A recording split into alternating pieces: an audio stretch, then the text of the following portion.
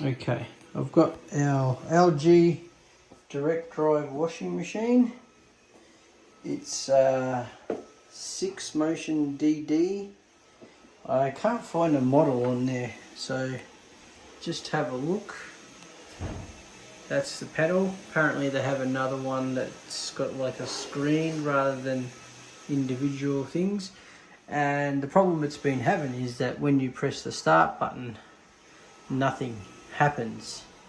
A way to diagnose if this is the fix for your problem is you open it with the power turned off, and you can even unplug it.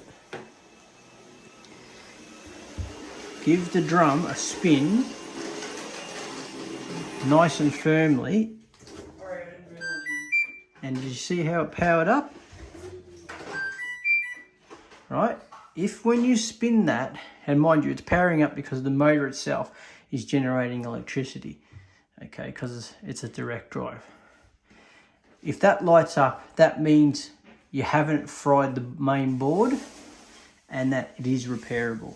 And the repair is a resistor, which costs less than $1 from Jaycar. It's a 4.7 ohms, 5-watt resistor is what you need to repair that. But you do need to access the main board, which is located down the bottom towards the back, and I will show you how to access that, as it's a little tricky to get it out. But you will need a Phillips head screwdriver, a flat blade screwdriver, and a soldering iron, some solder, and yeah, that's pretty much it. All you're going to need to do this job, and then it'll work again. When you press it, it'll turn. Okay, now to get this back cover off, it's basically 4 screws. 1, 2, 3, 4, and see these slits? You lift up, they come out, and then the top ones remove from there. Okay, I thought I'll show you how to get this in and out of there. As you can see, you have slots there that are built into the base and up this end. So basically you line up the tabs and slide it into them and you're in. There is a screw located just down here. Is it here or is it up this end? I think it's here. Yeah, right down. I'll see if I can get the camera in there. Might be a bit dark. Which end is the camera? Camera's there. See, there it is there. Now, wiggle it around and you can see it lines up with a hole. And that's where the screw that holds it in. If you're trying to slide this back to remove it, and it's very hard to see from here, you can't see it, put your finger down there and you will feel a screw, and you can undo that screw, and then it will allow you to slide it back like that to get it out. There are no screws underneath, it's that one screw there holding it on. So just remember that. And to get it out, to make it easier to get out, undo that nut, which is the earth strap. Make sure you've unplugged it all from the wall. Undo this earth strap, pull that off. It just sort of rocks off like this. They are a bit tight. There you go, they just come off like that. And the same, take that one off, and this one here, there's a little button you can press there. Press in, down with your finger there and pull out. That's quite easy. Like that. and then this one here fits in there and holds it there. So undo those 2 screws, and then that will allow you to lift this out of the way so that you can get this out, because you sort of have to push it back into there, and then pull it out this end first to get it out, and then you can, then the operation of removing this top cover starts, which this is actually, you turn it upside down, and you'll see on the side here there are these little clips protruding. You've got to push all 3 in to get one side out, and just be aware there is a screw holding them together up this end.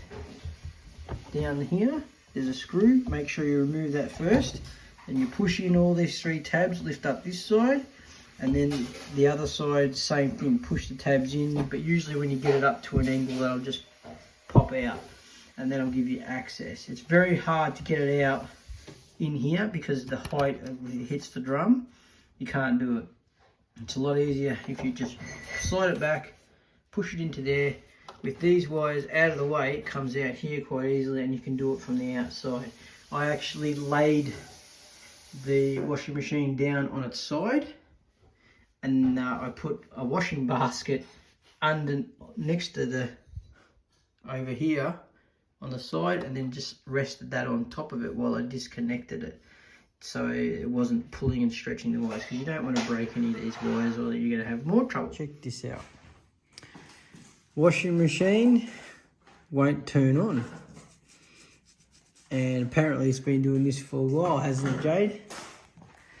And we thought it was the switch, but Jade googled it and found out that a YouTube guy said that if you spin the drum, you know, where you put the washing in, if you spin that with the power turned off, it will light up and turn the power on, and that's how you know you haven't fried your board and that you can still fix it. And if you look down here, there's a little fuse there, and I'm pretty disappointed because this whole board is filled with epoxy, and that fuse is bloody like glued in there. But the fuse isn't the problem. The fuse is good. It's this thing here. This is a resistor, and that resistor is stuffed. Now, she rang up for about a repairman, and apparently it's like $300 just to get him out here to do a diagnosis, and then you plus parts and labour costs for every hour after that. This resistor is 68 cents from Jaycar, and I bought a replacement, and apparently all I've got to do is cut this off and solder the new one on there, and it'll be good to go. So let's get into it. Okay, new resistor installed and soldered back on. Here is the old resistor. This is just a cover. If I take it off,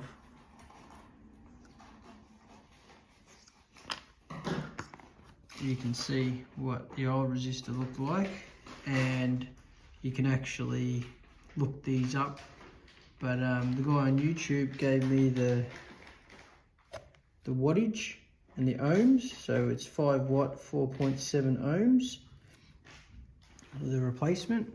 But you can test these, but to see if they work or not by using a multimeter. Set your multimeter to 20k ohms, and we'll basically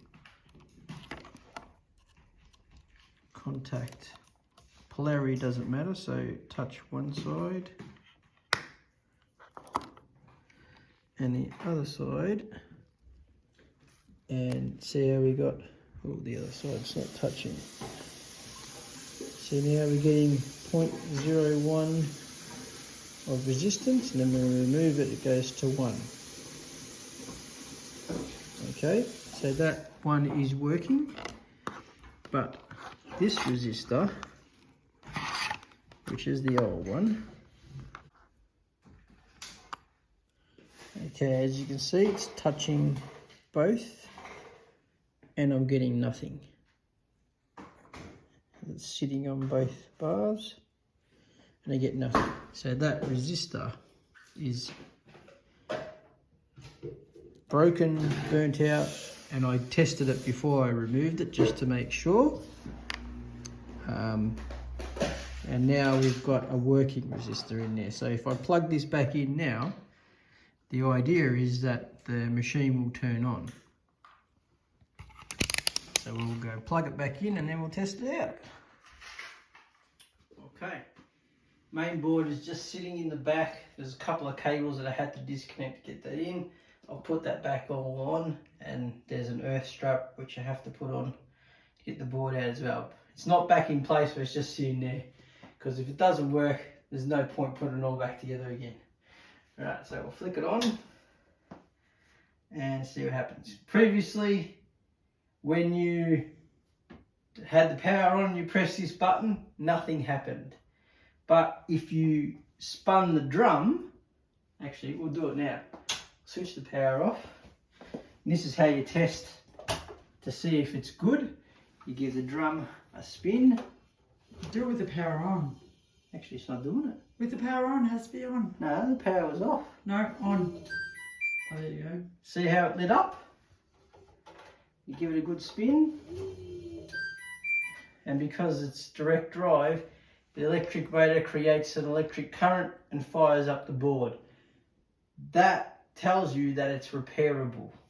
If it doesn't do that, it's more likely you've blown the fuse or you've fried the motherboard. Right, so let's see if I fix the problem. Switch it on. And there we go, we have power now. Where before you pressed that and it did nothing. But you could, a trick is, because last night Jade was desperate to do washing, and we found out that if you spun it, it lit up. And when you spin it, while it's lighting up, if you press that on button, it stays on if you've got power. But yeah, that'll get you out of trouble if you need to do some washing. But it doesn't last. As soon as it stops its cycle and switches off again, you've got to spin it and press that to start it again. But now we turn it off and back on again, and we've worked. So that resistor that I replaced was 70 cents it cost me, and about half an hour to pull it apart, another half an hour to put it back together, and we're good to go again. Cheers.